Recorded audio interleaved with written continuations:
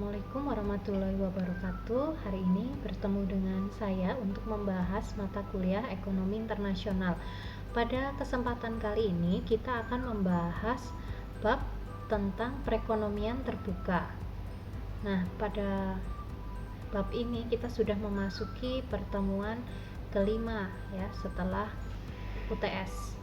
Nah, kemudian makroekonomi perekonomian terbuka. Di sini yang dimaksud dengan perekonomian tertutup dan terbuka adalah perekonomian tertutup adalah perekonomian yang tidak berinteraksi dengan perekonomian lain di dunia. Jadi negara itu belum melakukan kerjasama di bidang perdagangan internasional. Kemudian ada perekonomian terbuka adalah perekonomian yang berinteraksi secara bebas dengan perekonomian di lain negara di dunia ini. Contohnya adalah negara kita, negara Indonesia melakukan berbagai perdagangan internasional ya dengan negara lain dan juga beberapa kerjasama dengan luar negeri. Kemudian makroekonomi perekonomian terbuka, di sini perekonomian terbuka berinteraksi dengan negara lain dalam dua cara. Yang pertama, perekonomian ini menjual dan memberi barang dan jasa di pasar barang dunia. Kemudian perekonomian ini menjual dan membeli aset modal seperti saham dan obligasi pada pasar keuangan dunia. Kemudian pada arus barang dan modal internasional, dalam hal ini adalah perekonomian terbuka. Contohnya Amerika Serikat adalah perekonomian yang sangat besar dan terbuka, mengimpor dan mengekspor sejumlah besar barang dan jasa. Nah, selama 4 dekade terakhir, perdagangan internasional dan keuangan telah menjadi semakin penting bagi Amerika Serikat. Ekspor adalah barang dan jasa yang diproduksi di dalam negeri dan dijual di luar negeri. Kemudian impor di sini adalah barang dan jasa yang diproduksi di dalam negeri dan dijual.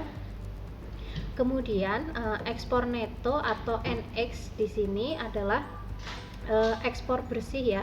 Maksudnya nilai ekspor suatu negara dikurangi dengan nilai impornya. Nilai ekspor neto juga disebut neraca perdagangan. Nah, kemudian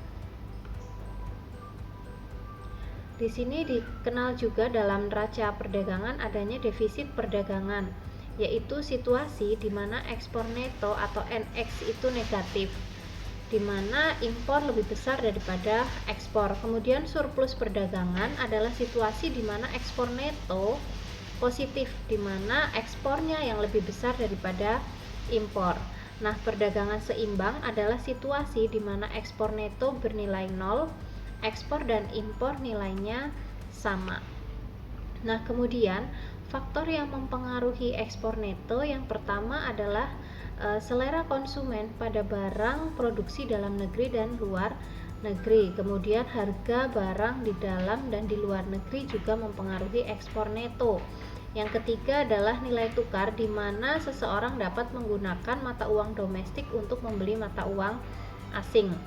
Selanjutnya, faktor yang mempengaruhi ekspor neto, di mana pendapatan konsumen di dalam dan di luar negeri, kemudian biaya pengiriman barang dari satu negara ke negara lain, dan kebijakan pemerintah tentang perdagangan internasional. Nah, kemudian kita beralih ke arus keluar modal neto, adalah pembelian aset luar negeri oleh warga domestik ya, dikurangi pembelian aset domestik oleh warga asing. Contohnya di sini warga Singapura membeli saham perusahaan mobil Hong Kong, meningkatkan arus keluar modal neto Singapura. Nah, kemudian contoh lain warga Filipina membeli obligasi yang dikeluarkan oleh pemerintah Singapura. Di sini dalam hal ini menurunkan arus keluar modal neto Singapura.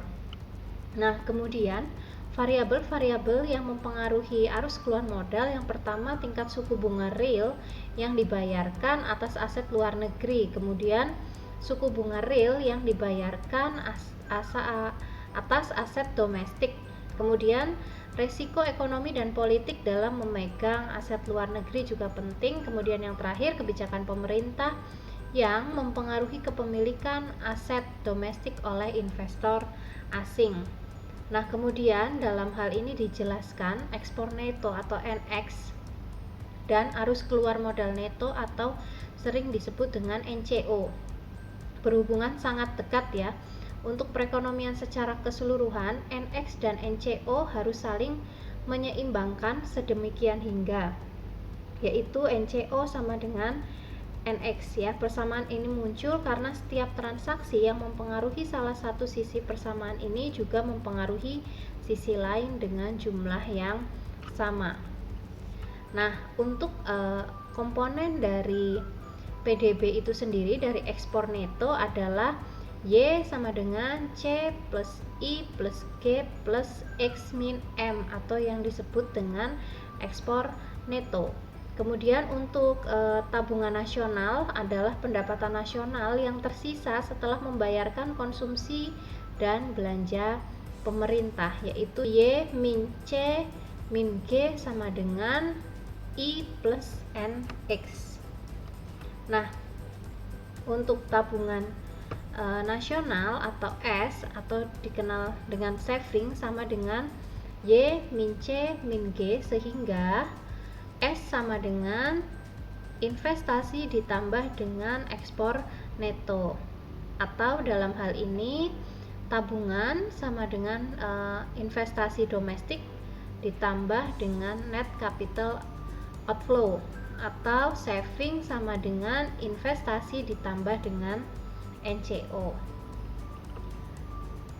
Nah, untuk diskusi kita pada sore hari ini yang pertama adalah untuk diskusi kita pada hari ini yang pertama adalah apakah perbedaan model perekonomian tertutup dengan perekonomian terbuka.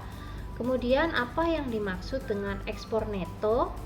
Kemudian yang ketiga, apakah perbedaan neraca pembayaran internasional yang surplus, defisit ataupun seimbang? Ya, silahkan Anda bisa menjelaskan jawaban Anda pada forum diskusi pada e-learning nanti akan saya siapkan.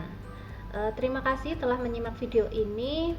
Sampai ketemu lagi pada video selanjutnya. Wassalamualaikum warahmatullahi wabarakatuh.